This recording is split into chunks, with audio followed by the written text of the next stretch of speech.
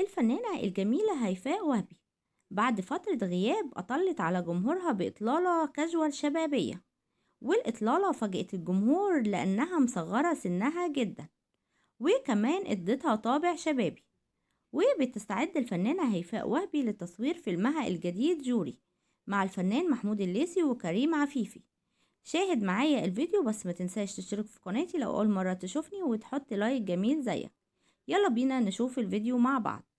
بإطلالة خريفية مميزة أطلت الفنانة هيفاء وهبي على جمهورها بعد فترة غياب، والإطلالة كانت مميزة جدا إنها ادتها طابع شبابي كده، والجمهور كله بيقول لها احنا مش عارفين انت بتصغري في السن ولا بتكبري ولا احنا اللي بنكبر بس.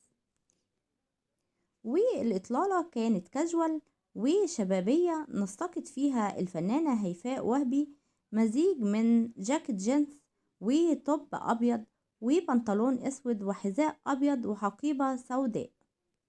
والإطلالة كانت منسقة جدا، ويعني هيفاء وهبي معودانا على إطلالاتها المميزة واللي الكل كده بيحب يقلدها فيها.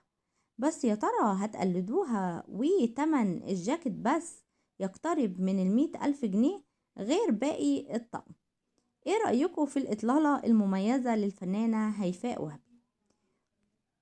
ومن ناحية أخرى بتستعد الفنانة هيفاء وهبي لتصوير فيلمها الجديد جوري مع الفنان محمود الليثي وكريم عفيفي.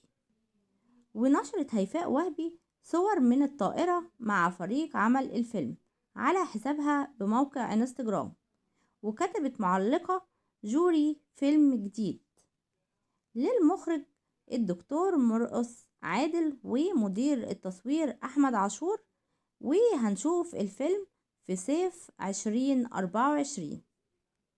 وكتبت وقالت ان المخرج لحد دلوقتي طرح فكرتين، فكرة فيلم رومانسي كوميدي وفكرة فيلم اكشن، والاتنين بيشكلوا مفاجأة حلوة للجمهور ان شاء الله. وده كده كان خبرنا النهاردة عن الفنانة هيفاء وهبي. ايه رأيكم في اطلالتها المميزة جدا؟ قولولنا كده ايه رأيكم كمان في انها بتصغر في السن مش بتكبر. اكتبوا كده في التعليقات وقولولنا رأيكم، بس ما تنسوش تشتركوا في قناتي لو اول مرة تشوفوني وتحطوا لايك جميل زيكم. دمتم في حفظ الله ورعايته وامنه، مع السلامة.